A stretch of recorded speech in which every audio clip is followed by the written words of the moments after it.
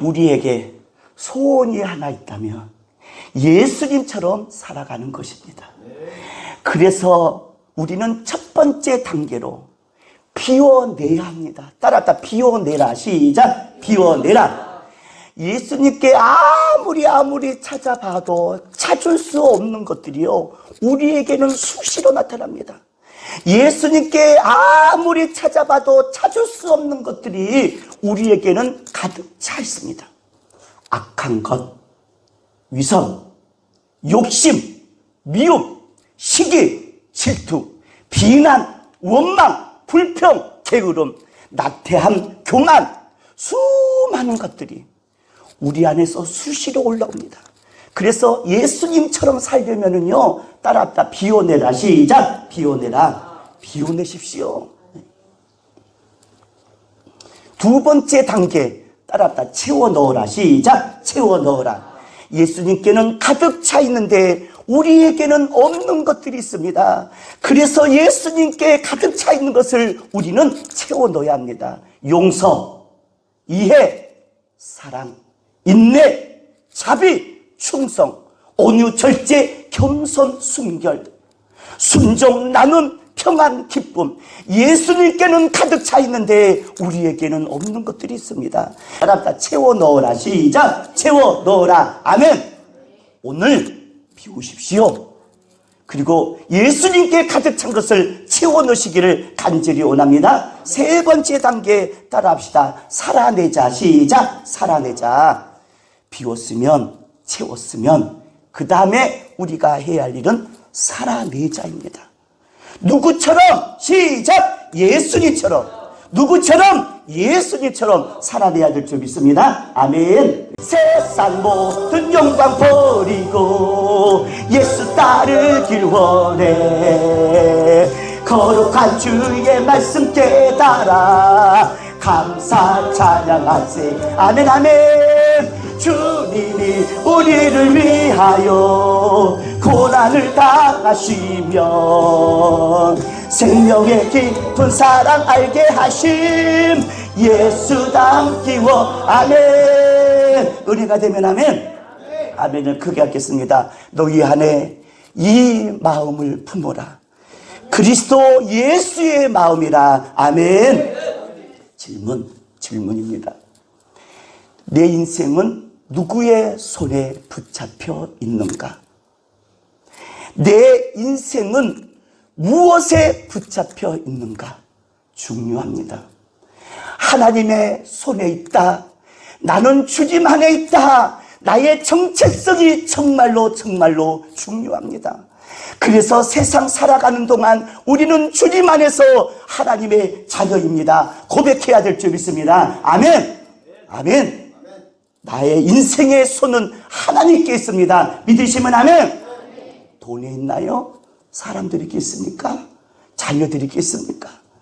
오늘 정체성을 분명하게 나는 주님 안에 하나님의 자녀임을 고백하시기를 간절히 원합니다. 아멘. 그렇다면 주님 안에 있는 사람은 어떤 사람인가? 오늘 본문의 세 가지로 소개하고 있습니다. 주님 안에 있는 사람은 어떤 사람인가? 주 안에 서라. 시작. 주 안에 서라. 주님 안에 있는 사람은 항상 군인처럼 잘 써 있습니다.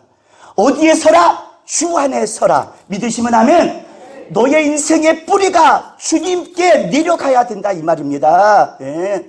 사람들 소리에 세상의 물결에 쓰지 않고 따라합니다. 주 안에 서라. 시작. 주 안에 서라. 아멘. 그래서 주의를 지키고 그래서 예배하고 그래서 우리가 기도하는 줄 믿습니다.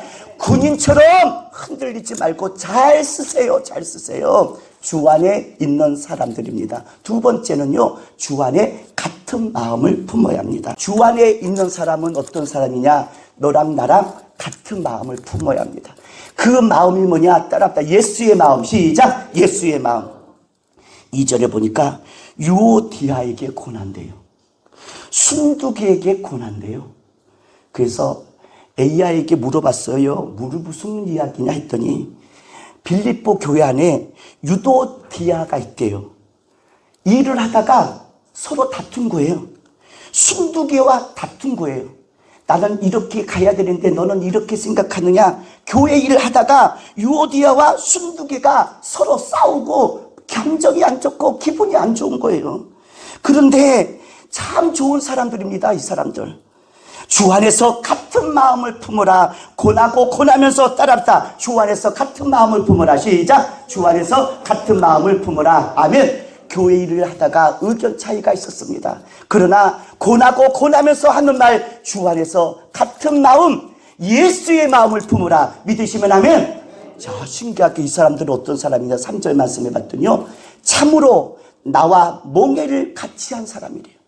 이 사람들은 나와 멍에를 같이 한 사람들이에요. 다시 말하면 복음을 위한 동역자. 너도 복음을 위한 동역자, 나도 복음을 위한 동역자이기에 같은 명예는 멍에를 맺기에 예수의 마음을 품어라, 이 말입니다. 3절 말씀해 봤더니 그 이름이 생명책에 기록되어 있대요. 그 이름들이 생명책에 있느니라. 너도 생명책에, 나도 생명책에 그의 이름이 있는 줄 믿습니다. 교회 안에서 생각이 달라도 내 마음에 안 들어도 우리는 너나 나나 예수의 마음을 품어야 될 줄 믿습니다. 아멘. 주 안에 있는 사람들의 특징입니다. 세 번째, 어떤 특징이냐. 4절입니다. 읽어보겠습니다. 시작. 주 안에서 항상 기뻐하라. 내가 다시 말하노니 기뻐하라. 아멘. 주님 안에 있는 사람은 어떤 사람이냐. 따라서 항상 기뻐하라. 시작. 항상 기뻐하라. 어떤 상황에서도 항상 기뻐하라. 성은 행자요, 이름은 복자, 행복자. 항상 자기를 격려해주고 나는 행복자로다. 항상 자기를 위로해주면서 어떤 상황 속에서도요, 항상 기뻐하는 사람이 주 안에서 사는 사람인 줄 믿습니다. 아멘. 빌립보서는 감옥 서신입니다. 사도 바울이 감옥에 갇혀있는 상황입니다. 기쁨의 신앙의 결단이 우리는 일어나야 될 줄 믿습니다. 아멘. 주 안에 있는 사람은 이 땅에서 어떻게 살아야 되는지 오늘 두 가지로 함께 말씀을 전해드리도록 하겠습니다. 5절 다 같이 읽어보겠습니다. 5절. 자, 5절입니다. 주 안에 있는 사람은 이 땅에서 어떻게 살아야 할까요? 5절 다 같이 읽어보겠습니다. 시작. 너희 관용을 모든 사람에게 알게 하라. 주께서 갔다 오시느니라. 아멘. 아멘. 따라합니다. 분노 대신 관용을. 시작. 분노 대신 관용을 베풀며 살자. 시작. 베풀며 살자. 아멘. 분노 대신 관용을 베풀며 사는 사람입니다. 관용을 찾아봤더니 온유하다. 온유하다. 여러분은 온유하십니까? 양보하는 마음. 내가 손해를 봐도 양보할 수 있습니까? 관용은 온화함입니다. 따뜻함입니다. 누가 가까이 가도 저 사람은 참 따뜻한 사람이야. 분노 대신 관용을 베풀며 사는 사람입니다. 반대로 이야기한다면 내가 주 안에 있다. 무엇으로 확인되는가? 네가 관용을 베푸냐 안 베푸냐입니다. 내가 주 안에 있다. 무엇을 증명합니까? 네가 지금 관용을 베푸느냐 마느냐 여기에 있습니다.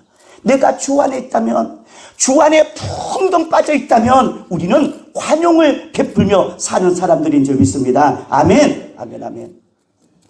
교회 안에서 온화하십시오. 아무렇게나 말하지 말고 양보하십시오. 네가 해. 너 잘하잖아. 할 수 있어. 따뜻한 교회가 되기를 주님의 이름으로 축복합니다. 아멘. 내가 주 안에 있다. 무엇으로 증명하느냐? 너 생활 속에 관용을 베푸느냐 이겁니다. 우리는 충분한 관용을 받은 사람들입니다. 주님 안에서 풍덩 빠지면 주님의 관용이 내 마음속에 막 스며듭니다. 그래서 모든 사람들을, 어떤 사람이들 간에 관용을 베풉니다. 우리는 지금 주님의 관용 때문에 예배당에 와서 여기서 앉아있는 줄 믿습니다. 아멘. 베드로는 3번이나 예수님을 모른다고 말입니다. 오른편에 서겠다 하면서 부인하고 3번이나 부인하고 저주했지만 주님은 관용으로 그를 불쌍히 여기셨잖아요. 베드로에게 찾아왔잖아요. 이게 주님의 관용입니다. 어떻게 분노 대신 관용을 베풀며 살 수 있을까가 또 문제입니다. 어떻게 분노가 일어나는데 관용을 베풀며 살까요? 오늘 5절 말씀 봤더니 주께서 가까우시느니라 했습니다. 주께서 가까우시느니라, 이 말은 무슨 말이냐? 종말론적 신앙입니다.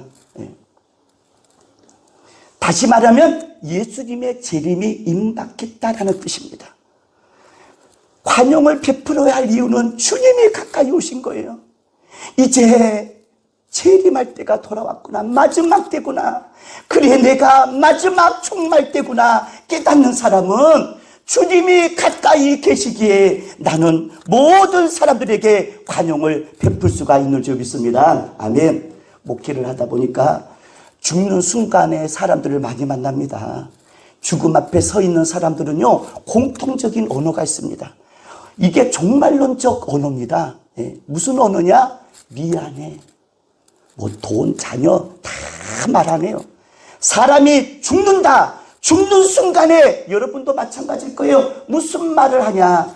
그동안 미안해, 미안해. 그동안 사랑해, 사랑해, 사랑해. 고마워, 고마워. 신기하게도요, 마지막 순간에 사람들이 죽어가면서 하는 말입니다. 주께서 가까우시니까. 종말론적 언어, 재림의 언어를 씁니다. 그동안 미안해, 사랑해, 고마웠어. 분노 대신 관용을 베풉니다. 그래서 성도 여러분, 내가 주님 안에 산다면 모든 사람들이 알게 하는 관용을 베푸는 믿음의 사람이 되시기를 주님의 이름으로 축복합니다. 아멘. 두 번째 따라합시다. 염려 대신 기도. 시작. 염려 대신 기도. 6절 읽어보겠습니다. 6절. 아무것도 염려하지 말고. 도대체 염려라는 단어가 성경에 많이 나옵니다. 찾아봤더니 뜻이 찢어지다, 분열되다. 살다 보면 우리는 찍히고 또 찍힘 당하고 분열이 막 일어납니다. 그러다 보니까 사람들이 염려하면서 삽니다. 염려하면서 삽니다. 염려는 평안을 뺏어갑니다. 염려는 기쁨을 빼앗아갑니다. 염려는 나의 열정을 빼앗아갑니다. 건강을 빼앗아갑니다. 잠을 못 자게 만듭니다. 부정적인 생각으로 가득 만들어내는 것이 바로 뭐냐? 염려입니다. 염려. 오늘 성경은 아무것도 염려하지 말아라. 염려 대신 따라합니다. 기도하라. 시작. 기도하라. 아멘. 염려 생길 때 기도하세요. 이게 삶의 정답입니다, 여러분.